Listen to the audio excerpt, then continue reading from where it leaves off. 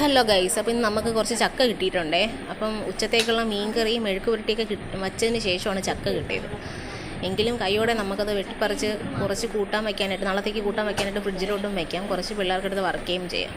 അപ്പോൾ കൈ ചെറുതായിട്ടൊന്ന് മുറിഞ്ഞിരിപ്പുണ്ട്. അതുകൊണ്ട് ചക്ക വെട്ടുന്ന കാര്യം ശരി പ്രയാസമാണെങ്കിലും നമുക്ക് വെട്ടി വെച്ചാൽ കുറച്ച് ദിവസത്തേക്ക് അവിയൽ വെക്കാനും ഒക്കെ ആയല്ലോ. പിന്നെ എൻ്റെ മക്കൾക്ക് ഭയങ്കര ഇഷ്ടവുമാണ്. ഇതിൽ പ്രത്യേകിച്ച് വളങ്ങളോ കാര്യങ്ങളോ നമ്മൾ ചേർക്കുന്നില്ലല്ലോ. വിശ്വസിച്ച് വിഷമൊന്നും ഇല്ലാതെ കഴിക്കാൻ പറ്റിയ സാധനമല്ലേ ചക്ക, നമ്മുടെ വീട്ടിൽ പിടിക്കുന്ന മാങ്ങകൾ അങ്ങനെയൊക്കെ.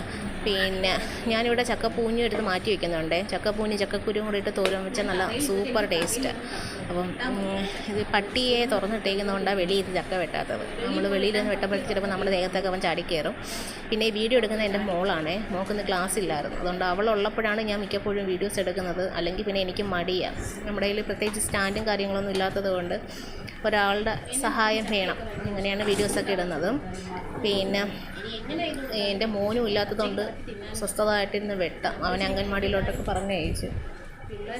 അപ്പോൾ ഇത്രയേ ഉള്ളൂ. Tata bye bye C. ചക്ക കിട്ടി. പിന്നെ പെങ്ങളെ വീട്ടിൽ കൊണ്ടുവന്ന ചക്കയാണ്.